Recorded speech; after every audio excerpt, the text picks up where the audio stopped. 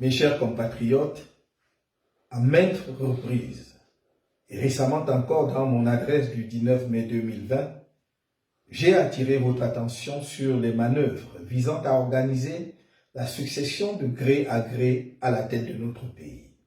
Je puis vous dire aujourd'hui que les choses se précisent. Les artisans du gré à gré sont plus que jamais à l'œuvre. Par ce biais, ils veulent accélérer le cours de l'histoire à leur fin, au mépris de toutes les règles démocratiques, de dévolution du pouvoir et des souffrances du peuple camerounais, je voulais dire de vos souffrances. Qu'il soit clair pour tous, nous n'accepterons jamais aucune forme de succession de gré à gré à la tête de l'État. Nous nous dresserons contre toute manipulation, même constitutionnelle, tendant à l'accession à la fonction suprême par des moyens autres qu'électifs. Nous nous mobiliserons contre l'organisation de nouvelles élections populaires au Cameroun sans que soient remplis les deux préalables majeurs que sont la résolution du conflit armé dans le nord-ouest et le sud-ouest et la réforme consensuelle du système électoral. Rien, ni aucune circonstance politique, même exceptionnelle, ne pourra être invoqué pour organiser de nouvelles élections sans le respect de ces deux préalables. Nous n'avons cessé de faire des propositions concrètes pour apporter des solutions idoines à l'une et l'autre situation. Mes chers compatriotes, comme vous le savez, à l'issue de l'élection présidentielle du 7 octobre 2018, le Conseil constitutionnel a porté un coup dur à la démocratie camerounaise en déclarant vainqueur un candidat qui n'avait pas réuni la majorité de suffrages dans les urnes. À la suite de cette forfaiture, des militants et sympathisants du mouvement pour la renaissance du Cameroun ont été brutalisés, torturés, puis illégalement jetés en prison pour avoir protesté pacifiquement contre ce hold-up électoral, contre la guerre dans le nord-ouest et le sud-ouest, et contre la prévarication des ressources dédiées à l'organisation de la Coupe d'Afrique des Nations 2019, finalement retirée à notre pays. Tous les leviers du pouvoir étaient actionnés contre la résistance nationale au hold-up électoral.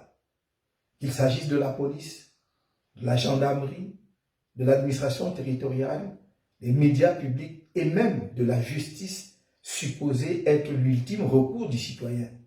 Les artisans de la succession, de gré à gré au sommet de l'État, n'ont rien épargné pour livrer bataille contre le peuple, contre vous, mes chers compatriotes. Mais vous êtes restés debout, fiers de mener le combat pour la libération de notre pays. La réponse exceptionnelle que vous avez massivement apportée à l'appel au boycott du double scrutin législatif et municipal du 9 février 2020 que le MRC a lancé le 25 novembre 2019 en est une preuve irréfutable. Par votre non à ce double scrutin, vous avez martelé et réitéré votre non au hold-up électoral. Car il faut bien se rendre à l'évidence que le régime de M. Paul Biya reste sourd, indifférent et dédaigneux face aux souffrances de nos populations martyrisées du nord-ouest et du sud-ouest et aux attentes légitimes du peuple camerounais relatives à la réforme consensuelle du système électoral. Il sait qu'une telle réforme, si elle est bien menée, sonnerait à coup sûr le glas des élections frauduleuses qui ont tristement émaillé l'histoire de notre pays.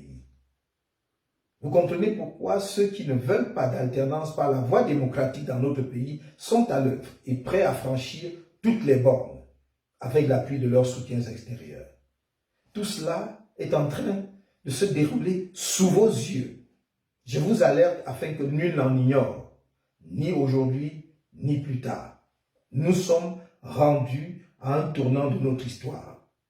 Il s'agit de ces moments où chaque peuple doit trouver au fond de lui-même le ressort et le sursaut indispensables pour choisir le cours de son destin. Par notre vigilance collective et notre sens du devoir patriotique, nous devons épargner à notre pays un nouveau désastre de presque un demi-siècle qu'on lui prépare à travers l'usurpation du pouvoir.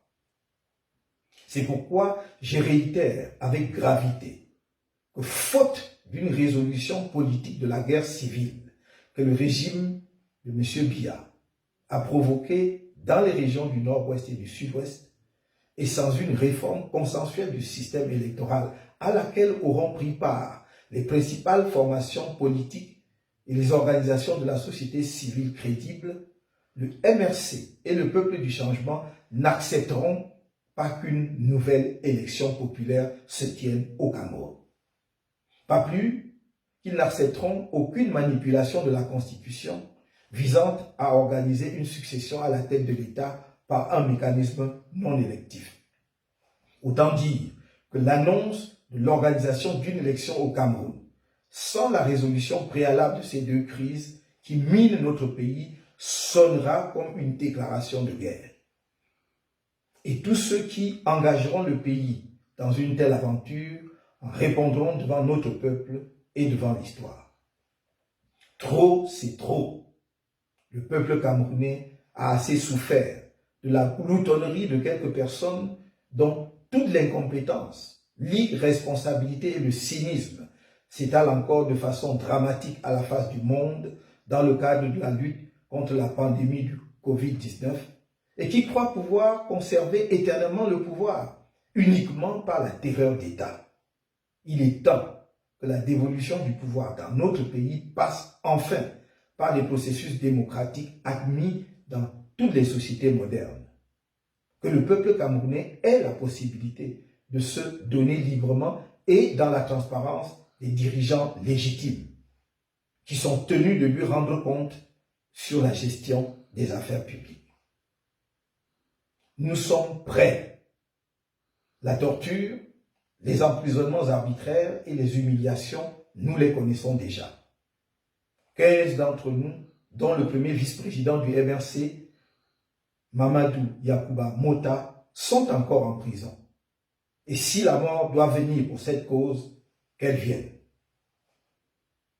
Tenez-vous prêts, mes chers compatriotes, afin qu'ensemble, nous engagions la phase ultime de la lutte pour la libération du Cameroun et l'avènement de la démocratie dans la vie politique de notre pays. Vous devez enfin pouvoir peser sur le destin de notre nation, compter sur un meilleur avenir pour vos enfants, construire un pays fort et lui assurer un rayonnement international. Parce que la voie des élections démocratiques pour l'accès au pouvoir est celle que nous avons choisie résolument depuis le début de notre engagement politique, je vous invite et vous réitère mon appel à vous inscrire massivement sur les listes électorales pour que le moment venu, l'expression de votre choix soit massive, nette et sans appel. Ceci est un appel à la mobilisation générale des Camerounais de tous les bords pour sortir notre pays de la nuit d'une dictature ivre du pouvoir et du fruit de la rapine et ouvrir une page nouvelle de la construction nationale, celle d'une société libre, fondée sur l'état de droit, ouverte et qui donne à chacun de ses enfants sa chance. Je vous l'ai dit, je ne vous trahirai jamais. Vive le Cameroun!